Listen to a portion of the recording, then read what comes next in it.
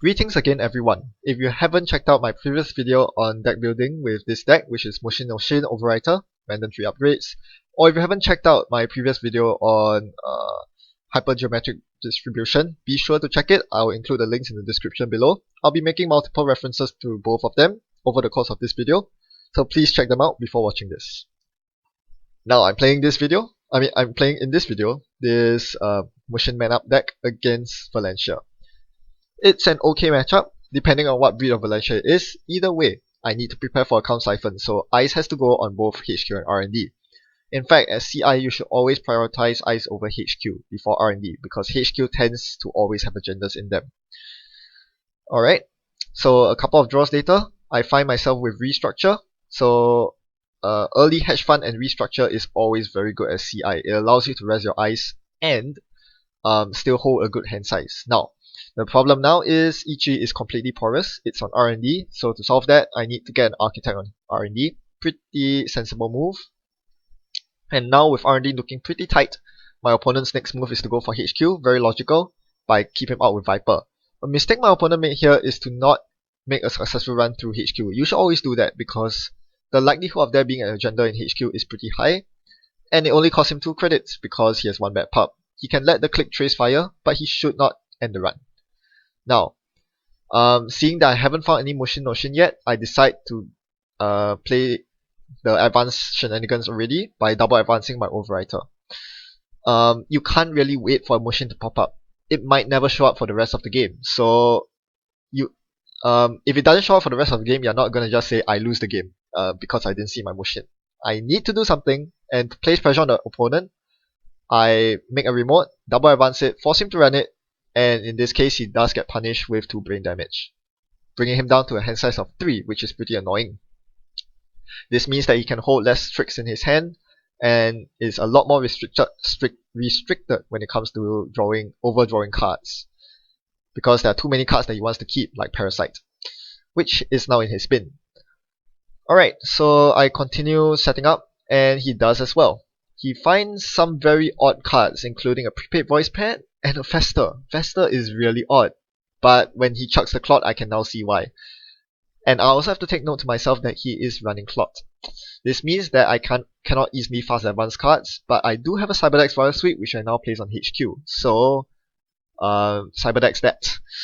That will help a lot against Clone Chip into Clot, because fast advancing is on my agenda. No pun intended. I also further ice up HQ at this point, because with the clone chip on the table, he can now perform Parasucker, which is a very annoying thing that involves destroying your ice. So with an additional ice on HQ, he has to be particularly careful about running to HQ again. This is very important because there are agendas in HQ, and I do not want him to come into HQ for free. If he destroys the Viper and I didn't have any more ice on HQ, he would run 4 times and see 4 cards and get 4 sucker counters. That's not ideal at all. So you always need to be 1 step ahead of your opponent. Up to now, I still haven't found my Mushin, so now you see why I really need to play, make those big plays, make those fast plays, get the Overwriters out while I still can. Another big advantage of landing 2 brain damage this early on is that the moment I see a Mushin, I can immediately Mushin advance a card. He can't afford to run it. If it's an Overwriter, he just loses on the spot. So, keeping that in mind, as long as I find a Mushin, I can actually start taking away with this game, because he cannot really afford to face check my stuff anymore. But I've been through a good chunk of my deck, nearly half my deck, and I still haven't found a Mushin. Well, that's probability for you. If you watch my hypergeometric distribution video, you realize that that does happen from time to time. So my next out is to install mandatory upgrades without actually advancing it. The reason is simple. If I double advance it, it's going to waste my money. Instead, I'm just going to leave it like that. And if he didn't run it that turn, I would have triple advanced it, making it very painful for him to run. But he does score it, steal it, which is not a big problem either, because I have Media Blitz in my hand, and I'm definitely looking to play it this turn. You should always play Media Blitz as long as you are certain that the runner cannot steal an agenda next turn. Because if they fail to steal an agenda, Media Blitz will continue giving you 4-click turns, which means you can start scoring the ABTs and Vitruviae. Now, since I'm going to play the Media Blitz, I need to protect HQ, Hence, I place an ice on HQ. This is very important because the Viper was about to die to Parasite, and the Eli is ticking down as well. So the only thing that can stop him right now is an Architect because he doesn't have a Mimic in heap or on the board. So here he just collects sucker counters and attempts to run HQ, I believe, to destroy my Eli.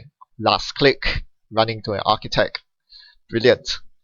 So he has the option of clone chipping into Faust, but that would destroy all the cards in his hand, which he doesn't want to do. So I'm going to get an Architect Fire, which is amazing. Letting the opponent fire Architect on their last click is possibly the biggest mistake you can make against HB, and I'm completely going to capitalize on that. The Vitruvius on the top of my deck is going into the remote and getting scored next turn. I'm also going to recur Cyberdecks from my heap. Even though there's Fester out and it's costing me a lot of credits to purge, I'm still going to do so. This is additional security. And then I proceed with my turn to quadruple advance the Vitruvius with my 4 clicks, allowing me to get a Vitruvius counter. You should always score agendas while you can against someone who's running Clot, but in this case, I value recursion a lot more than the extra money. Unfortunately, the extra money is going to bite me pretty hard. I'll need to chuck a lot of cards from my hand actually, because I'm now down to 7 hand size, which basically means my hand now is almost pure agenda. There are a lot of agendas in my hand. I'm getting flooded big time. And that's a big problem, because I can't get them out with Mushin no Shin. I can, however, start scoring them, except that I can't, because if I attempt to score them, I won't have enough money to advance them and use Cyberdeck's Virus Suite to purge the clot that will come out via clone chip. So first I need to get money, and this involves playing blue level clearance and clicking for a couple credits. I think I forgot to give myself an extra click here because, yeah, Jiteki.net is annoying like that. But Octagon has its problems too, so let's not complain too much. I still haven't found my Mushin no Shin. This is a big problem. This is a crisis. I mean, I could attempt to score a 3-2 here, but I'm going to lose a lot of money. 5 credits to purge virus counters because of that stupid Fester. This is very painful. What can I do about it? Not much, apparently. So I'm just going to wait for another turn while I gain more credits. I do reclaim as well. Reclaim a couple of archive memories, and that allows me to recur restructures for more money. Hopefully that will solve problems. So my opponent gives me yet another 4-click turn, and I attempt to fast advance an agenda, or at least that's what it seems to be. That's what I seem to be doing. In fact, it is a trap. It is another one of my overwriters, and my opponent dutifully pulls the clock out. Now, instead of purging virus counters with the known cyber decks on HQ, I decide to do something else with my last click. So I think this should be a pretty obvious sign that that's not an agenda. I mean, it could still be mind games. That could still be an agenda. It could be a global food, and my opponent would, if he thinks that's a trap, he wouldn't run it, and I could score it next turn. So to play safe, my opponent decides to dirty laundry the remote, and promptly gets punished with a second overwriter to the face. Well done. Now he's on 4 brain damage. 1 more overwriter, and I win. Easier said than done.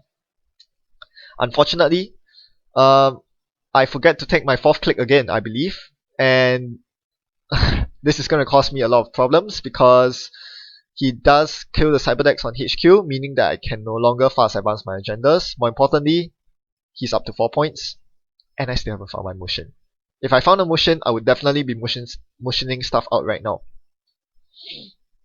But that's not the case, and right now I'm just going to install Jackson Howard and recycle some of my cards, particularly the Reclamation Order, which is very useful, and a couple of money cards for good measure. You cannot have too much money as CI, but I think that's a mistake as well. At this point, money doesn't really matter anymore. What matters most is finding that Mushin no Shin, and I think using Jackson could potentially slow me down there. What I should have recurred were blue level and green level clearances to draw me into those Mushins. Well, my opponent loves running last click, so he runs last click into my Ichi 1.0 on HQ. Well, he's not completely out of it though. Thankfully, he has 1 last clone chip with which to spare. That will get him past HQ, because he can use Mimic to break Ichi, and very unfortunately, he hits my loaded HQ and finds another agenda. Now I'm in a lot of trouble. he's on match point, which means that traps don't work very well. At this point, I'm forced to use archive memories for Cyberdeck's Virus Suite because I know he'll be hammering my HQ pretty hard, and he'll probably kill the EG on HQ as well, meaning that his runs on HQ will be dirt cheap. The Cyberdeck is much needed to stop him from getting out of control, because I know if he ever makes another successful run in the future on HQ, he'll probably just win the game outright. It's very unfortunate, but that's the way it is. So, back to my turn. I'm really looking for a way to win now. There's very little hope for me, but at least I have a couple of credits to my name. So the best thing I can do right now, if you think about it, is to try to score a global food, the ballsy way. There's really not much I can do at this point. I really haven't seen any Mushins, and that has been proving very troublesome. Having to constantly defend HQ on top of that is a big problem as well. And he decides to hit HQ to end it once and for all. Of course, I'm forced to purge at this point, which cost me 5 credits because Fester is on the board. My goodness, who even plays Fester? Well, this guy does, and it's paying off. This time he does run on his first click, so the Ichi cannot fire, and he finds the winning agenda. Is it just me? Look at my R&D. For those of you who have played Netrunner in Meatspace on Octagon and in Jinteki.net, is it just me, or is Jinteki.net's random number generator completely off balance? I find this very often in my games, where cards are just clumped up together. There are 3 Mushin Oceans at the bottom of my deck. Right at the bottom. And there are no agendas in the bottom 14 cards. What? To be fair, I'm not one to blame luck too often for my game losses, but that was simply ridiculous. Basically, all my agendas were out in the top two-thirds of my deck, both either in my hand or in the score area. That's pretty ridiculous, I think. And when I realized that, I immediately it was quite obvious why I felt so agenda flooded for the entire game, because there were way too many agendas on the top of my deck. But more than that, the lack of Mushin really hurt me this game. Because this deck really relies on Mushin. In fact, it's the key card besides mandatory upgrades, arguably.